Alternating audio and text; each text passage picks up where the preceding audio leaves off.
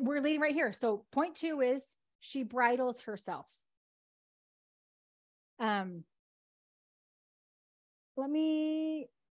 Let's go into it. Okay. So I love the word bridle because it's like, it's a horse tool. And if you've ever worked with horses or watched horses or country westerns or whatever, anything about horses, those are beastly animals. And a horse is so freaking powerful. The fact that a little human guy can sit on a horse and like tell it where to go is amazing, because that horse could kick his ass in a second. Any horse, right?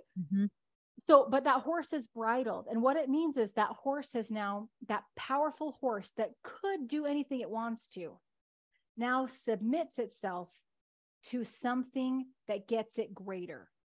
And so when you bridle yourself, you aren't giving in. You aren't being dominated or controlled or manipulated or squashed. Like, that's not what submit means. You cannot submit if you don't have the power. You're just overpowered at that point. You submit when you do have the power, and you submit to something that gets you better than you can have by yourself. So you're submitting yourself, your current wants, to like the things that you want ultimately. So your current, and maybe even want is the right word, but your current drives or like desires, like short-term desires, you're setting those aside for your long-term, what you ultimately want. So you can set aside your passions or your desires for your goals or the collective goals of the family, whatever, but it's something greater than yourself that actually serves you more than this in the moment thing. Yes. Okay? And a high value, when you bridle yourself, you have foresight. You understand how your decisions right now affect your future. And you see that path, and you make an intentional decision about that. Not in like a bratty, sort of entitled, I should get to have this because I work so hard thing, but like, no, this is an important piece of the life I'm building. That you can feel the energy that's different. You can have whatever you want now, but all of your decisions now either rob from or open up options in the future. So you can just, that's a high value woman can see that, and she chooses the better part. And I also feel like we talked about this before we jumped on, that I was telling you that, that, and it kind of goes along with each person has their personal money, you know, but if you understand the way that you spend money, if you understand what you're spending your money on, and you can be honest with yourself about what you're spending your money on, then you can make a category for those things. Yes. And you can give yourself an amount of money to spend on those things. You don't have to tell yourself, well, if I want this thing, then I can't have that anymore. I have to tell myself no for the clothes that I want, or the lunches out that I want with my kids or my girlfriends, or the vacations that I want, or whatever it is that you're spending your money on, that you're kind of not really telling yourself you're spending your money on. If you can just be honest with yourself about the money you're spending and make categories for that and give yourself allotment for that, then what you're telling yourself no, or your budgeting or whatever it is I have $1,000 in that fund for vacations or whatever it is. I've already used that.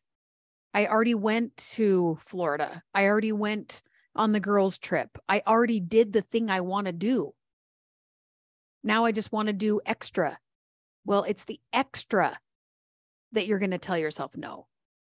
It's not the thing in general. Like for me, it's Florida. It's my Florida trips, because I go to Florida and I do my friend's hair that's there. And that's how I see her. That's how we have decided that we're going to keep our relationship strong, and whatever is, I'm going to go out there and do hair. I'm going to do her and her kids' hair. And so if I know that I want to do that, then I'm going to budget 4 times a year that I'm going to do that. And I'm going to put money into a fund that's what I'm going to do. Well, what if she decides that, what if we decide I want to go out a 5th time? Then that's when I have to either tell myself no or take from somewhere else. It's not, okay, no more trips to Florida. Yeah. You can't have any of those. Because it has to do with your goals and your values. I don't teach my clients needs versus wants. Yeah. I think in America in 2023, that's a dumb conversation. Mm-hmm. Everything that we have in our life could is a be want. rationalized as a need or a want. I think that's stupid. So that's what I teach my clients on a values-based perspective, a values-based and a like goal-based. I think it's way more useful on all kinds of levels.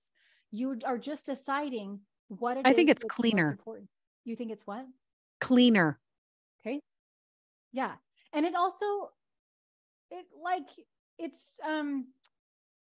takes, it's just gross. I think it's gross to be like, your trip to Florida is a want, and therefore your wants are unimportant. But when you understand money, you know that it's the wants that fuel the needs. Like we're past in America in 2023, we aren't starving. Yeah. We don't even know what starving is. I'm sure there's a handful of people that know in America what starving actually is, but we really don't know. We know that there are food banks around the corner. We know we don't really know what that means. So I think that that's kind of stupid. And I won't go into this, but anybody, if you want to know my perspective of money, go to ruthliebelcoaching.com. And at the top, I have a freebie there. It's 4 short videos. I think it's called like the new perspective, 4 short videos on my 4 pillars of money mastery and how you have harmony. And instead of, it's a whole thing. Anyway, just go watch those videos. It's really, and they're really good. Perspective of money and why I don't believe in needs versus wants, why I think that's garbage, just how you can actually use your money for the things you want and not feel guilty. So go watch those videos, ruthlegalcoaching.com, the new perspective videos. I can't remember what I labeled it, but it's there toward the top of my website. We want you to have everything you want, but that you're bridling yourself to get you what you want because you've decided what you want, not because somebody should it on you.